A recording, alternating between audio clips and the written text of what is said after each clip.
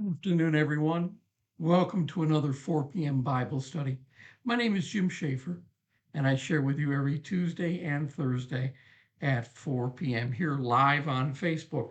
Now, we record every lesson, and perhaps you're catching this on my Facebook channel or perhaps on my YouTube channel. No matter how it is that you got here, welcome. I'm glad that you're here.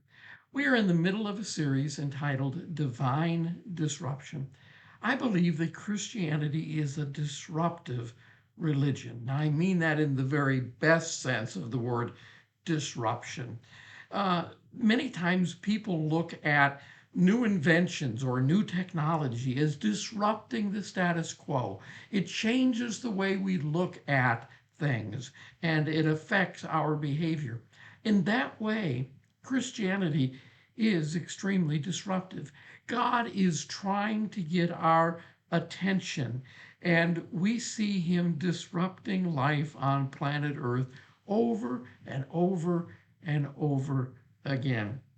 Now, so far, we've looked at numerous ways that the story of Holy Week or Easter was disruptive. For example, we talked about the disruption of the triumphal entry of Jesus into Jerusalem. We saw the disruption at the hands of Judas Iscariot, one of his own, that betrayed him in the middle of the night with an angry mob. And then there was the disruptive nature of the crucifixion. And again, the disruption that the earthquakes that followed his crucifixion and his resurrection. Today, I want us to take a look specifically at the empty tomb. Now, it's pretty easy to see how disruptive a cheering crowd and people taking palm branches and laying them at Jesus' feet and praising him as he travels along triumphantly into the city of Jerusalem. It's pretty easy to see the mob that appears in the middle of the night and it arrests Jesus. That was a disruptive event. The brutality of the cross and the unexpected eclipse that followed, the tearing of the temple curtain in two, was a disruptive event. The earthquake that takes place at the crucifixion and another that takes place at the resurrection certainly were disruptive. But how in the world is an empty tomb disruptive? I want to take a look at that today and want to share with you a couple of thoughts that I think are very interesting. Let's take a quick look and see who may have joined us here today. I'll take a quick peek. I see a number of people already that are participating. Robin Sharkey, I'm glad that you are here, Robin. I see my wife is with us. Jackie Snyder is with us. Michelle Woods and others are joining us even as I speak. Welcome, all of you. I'm delighted that you're here. Now, if you're watching again after the fact, we know that you're here and participate. So let's take a look at the idea of an empty tomb. Now, as I was preparing this lesson, my thought went to the idea of how can something that is empty be disruptive? But there were a number of thoughts that I had. An empty gas tank in the middle of the night on a lonely road would certainly be disruptive.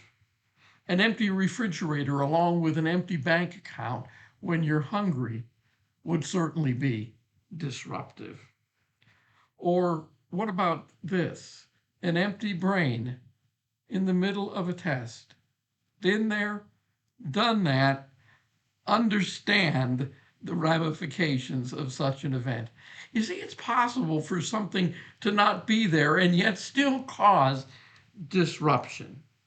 But what was it about the empty tomb that was so disruptive in Jesus' day as well as in our day. I mean, let's face it, we've just come through the Easter season. Churches around the world have been celebrating the fact that the tomb is empty. And again, that brings us to the very heart of the matter. You see, the tomb shouldn't have been empty. Jesus had been crucified. He was verified as dead. He was embalmed or wrapped in the burial cloths and placed within the tomb. The tomb was sealed and was guarded by soldiers. A 2-ton rock was rolled down over the entrance. By all accounts, the tomb shouldn't have been empty 3 days later. And yet, it was. The tomb was empty. Now, let's look at Matthew's account. Matthew shares with us the idea of what takes place. And I ask, as we read this, envision yourself as one of those that have come to the tomb in order to pay respect to the one they loved so much. Matthew chapter 28, verses 1 through 4 says, "Early on Sunday morning, as the new day was dawning, Mary Magdalene and the other Mary went out to visit the tomb. Suddenly there was a great earthquake." There it is again, the divine disruption. "For an angel of the Lord came down from heaven, rolled aside the stone, and sat on it." Now, I think this is fascinating. We have a number of elements of divine disruption. First of all, there is the earthquake. Secondly, there is an angel that descends from heaven. Thirdly, he's sitting upon the stone that had been blocking the entrance to the tomb. Verse 3, "His face shone like lightning, and his clothing was as white as snow." This is disruptive as well. What grabs your attention in the middle of the night, in the middle of a thunderstorm? Isn't it the lightning that flashes? Again, this is a disruptive event, and his clothes was white as snow. Verse 4 tells us, "The guards shook with fear when they saw him, and they fell into a dead faint." Yep, divine disruption without a doubt. Here they are encountering this idea that the one who was dead is no longer dead. The soldiers are quaking in fear, and the women don't know what to make of the situation. Now, I think it's important to note that the historical record makes it very clear that the tomb was empty. We have no one in the story, the enemies of Jesus or the followers of Jesus, making claims of, wait a minute, the tomb's not empty, the body's still there. There it is. No, the historical record makes it very clear that the tomb was empty. Now, I hadn't planned on getting into this, but let me take just a moment to tell you that that statement, the tomb was empty, isn't entirely correct. It was empty of a body, no doubt about that. But when they later walked into the tomb, they found in the tomb the grave clothes and the napkin that had been over his face, folded and lying there. Now, this adds, I believe, to the mystery of the empty tomb. Had someone simply come and stolen the body and rushed it out, the last thing they would have taken the time to do was to fold the burial cloths and to make the tomb look neat. Again, it's very odd. It is as though this had been the plan all along. The burial clause makes a very interesting story, and maybe someday I'll share with you some insights in that. I will give you just one. There is the belief that at a Jewish banquet, when the master would step away from the table with the intent of returning, the way he would let the servant help know that he was coming back is he would take his napkin and he would fold it and place it on the table. The folded napkin was the signal to the servants that he was coming back. There are those who take a look at this story and they see within it that glimpse of the master making it clear to the servants, to you and I, to all the world, that he's coming back. Wow, what a powerful lesson that is. The reality, however, of an empty tomb must be accounted for. Again, the historical record tells us that this is what happened. Let's read on in chapter 28, starting with verse 11. Some of the guards, and in other words, those who had been at the tomb, went into the city and told the leading priests what had happened. You might say, well, why would they go and tell the priest? Well, about the last thing they want to do is go back to their commanding officers and, to have to say that the body is gone. So at any rate, it says some of the guards went into the city and told the leading priest what had happened. A meeting with the elders was called, and they decided to give the soldiers a large bribe. They told the soldiers, you must say, Jesus' disciples came during the night while he was sleeping, and they stole his body.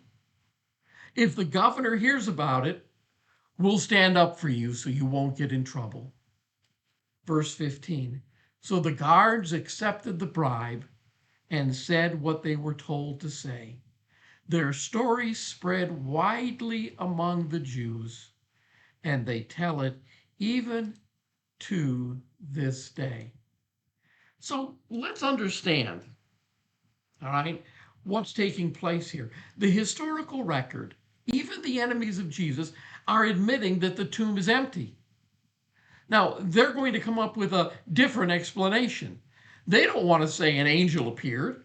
They don't want to say that somehow, mysteriously, some way, the tomb is empty.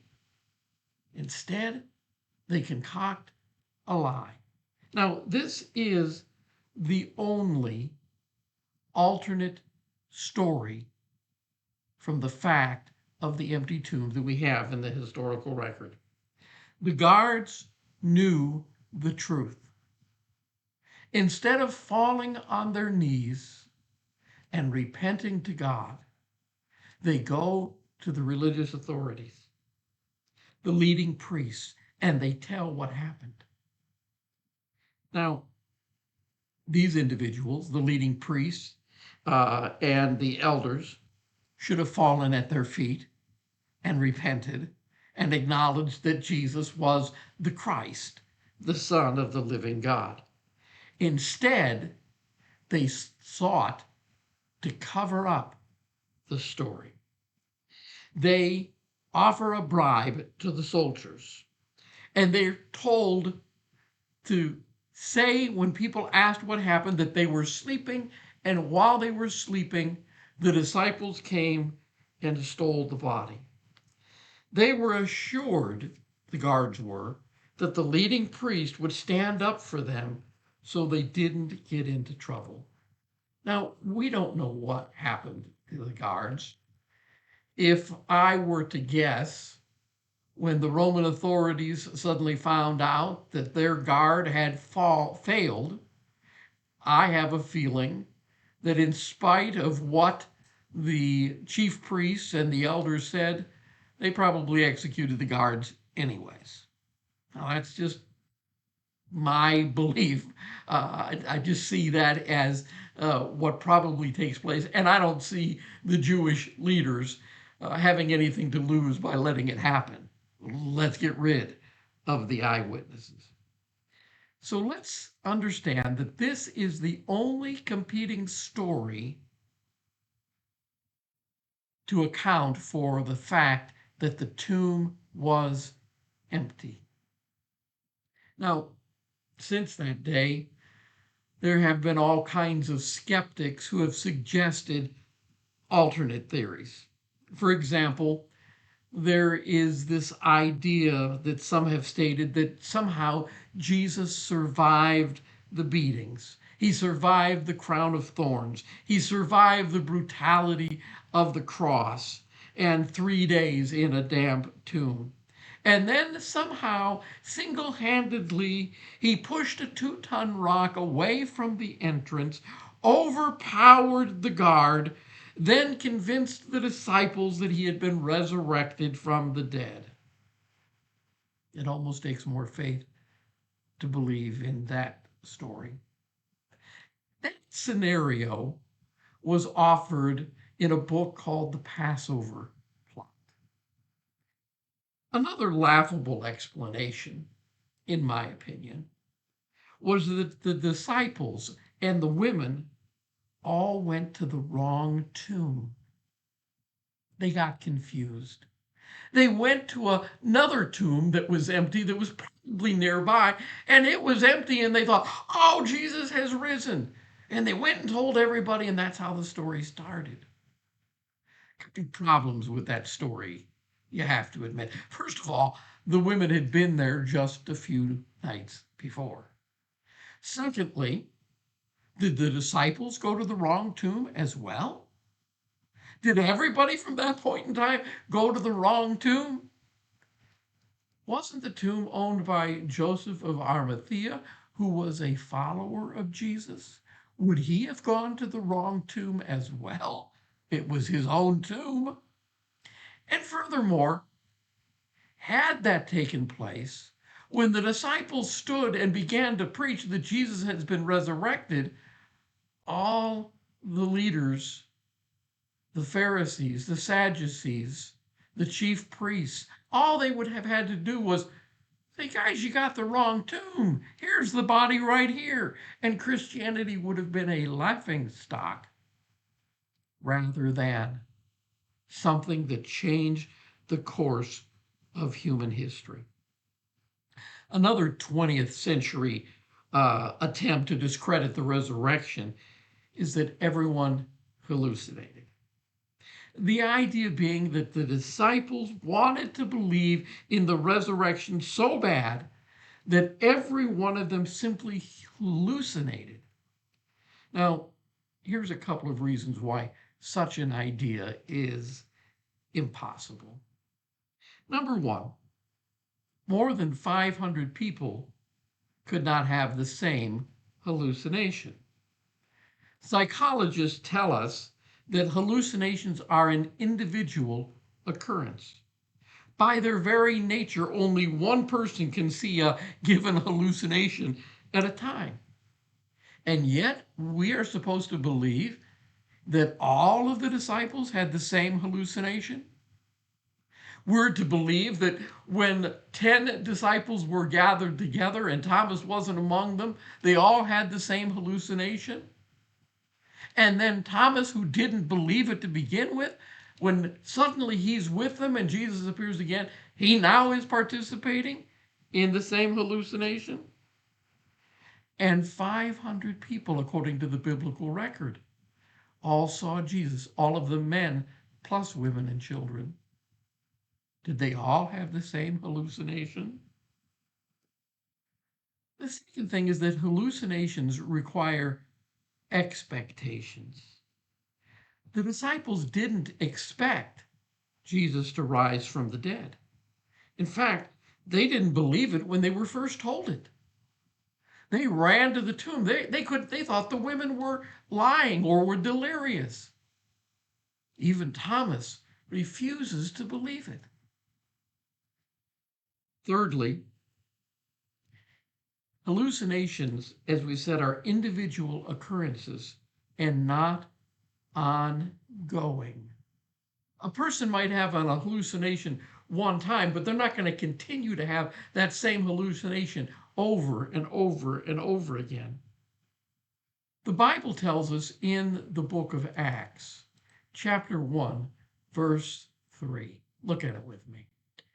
After his suffering, he, Jesus, showed himself to these men and gave many convincing proofs that he was alive. He appeared to them over a period of 40 days and spoke about the kingdom of God. So here we see for 40 days, Jesus has appeared to them. Had there been a hallucination, it's not going to continue for 40 days. The biblical account tells us that there were 11 appearances of Jesus. Look at them with me for just a moment.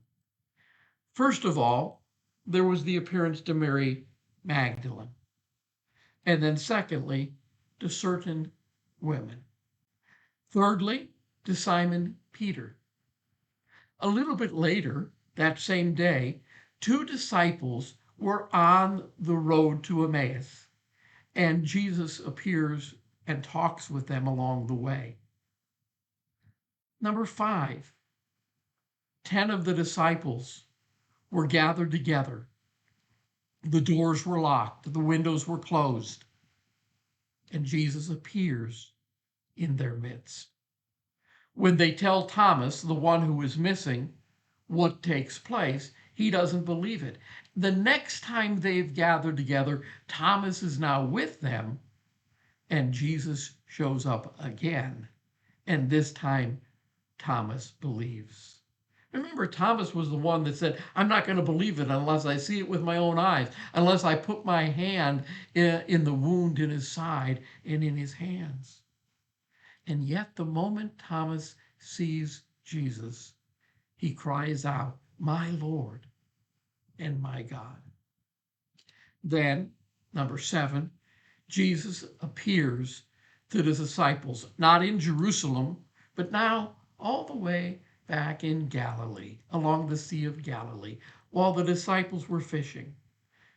Number 8, we are told that 500 brethren at the same time saw Jesus. In fact, the text goes on to say that if you don't believe us, talk to them. Most of them are still alive. And then he appeared to James, his brother, and one of the reasons that Jesus' brother, who had been a doubter, becomes one of the leaders of the early church. Number 10, he is once again with the apostles at his ascension into heaven. And number 11, he appears to the apostle Paul on the road to Damascus. 11 individual appearances to individuals or to various groups. So what are we to make of all of this? Well, let's remember that the only competing story to the resurrection, the only explanation to the empty tomb, is the one that is mentioned in Scripture that we are told is a cover-up. The disciples, first of all, and maybe I should mention there is another possibility. Let's understand that maybe someone stole the body. There are 2 possibilities. Maybe the religious authorities, the chief priests, the elders, stole the body. Now, what would be their purpose of doing such a thing? They may have been trying to circumvent the disciples, but again, the guard was placed there so that wouldn't happen. What advantage would it be for them to steal the body away? And if they had, in fact, stolen the body away, when the disciples stood and proclaimed that Jesus was risen, all they would have had to have done was produce the body. And everyone once again would have seen the ridiculous nature of the disciples' claim. The second possibility is the disciples stole the body. Well, let's understand a couple of things. First of all, the disciples weren't equipped to carry out a mission against Roman soldiers. These were men who were timid. They were backward. When a mob had shown up in the middle of the night and arrested Jesus, even though Peter had drawn his sword, the vast majority of them, in fact, all, fled.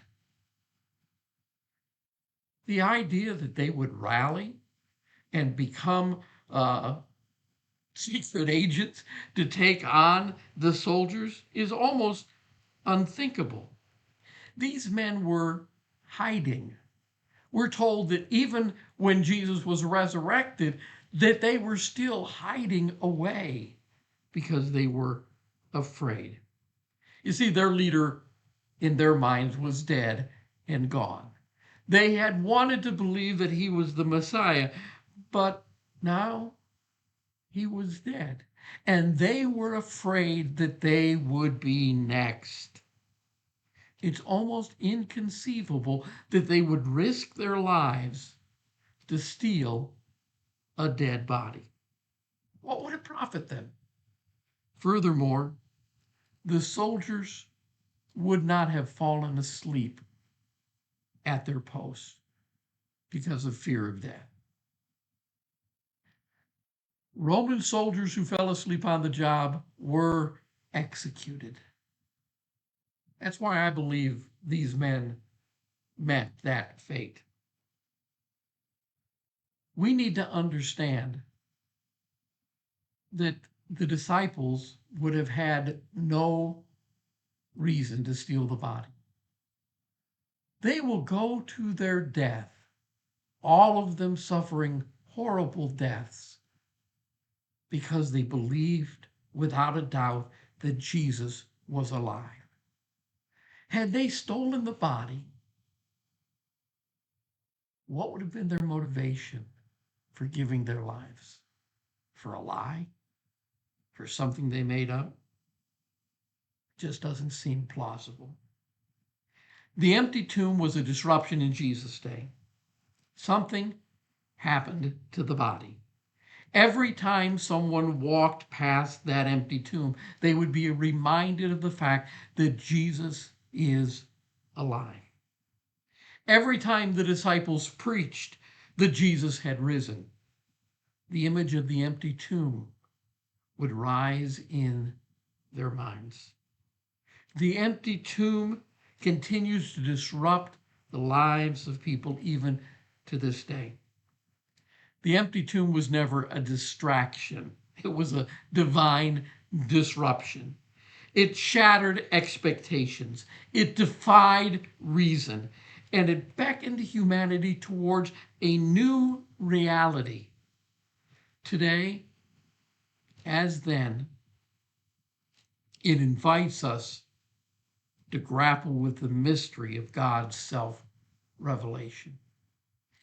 He has risen. He is alive. So let's stand before the empty tomb, not as curious onlookers, but as seekers of truth. For within its silence echoes the proclamation, He is risen. And that proclamation, faith finds its foundation. Christianity is built upon historic fact, not wishful thinking, but fact. Well, I hope you've enjoyed this aspect of our series, Divine Disruption. I want to continue on Thursday by working our way back into the book of Genesis. I want to talk about the disruption of a flood. And then we're going to move from there to the Tower of Babel and the disruption. I believe these events are all connected. They're all a part of God's plan. I hope you'll join me on Thursday. Until then, I hope you have a wonderful day. And again, thanks for being here. I appreciate it. Like the video, subscribe to the YouTube channel, participate in any way that you possibly can. I see Andrew Peterman has joined us, as well as many others. Thank you guys so much for your time. I hope you have a wonderful day. See you on Thursday.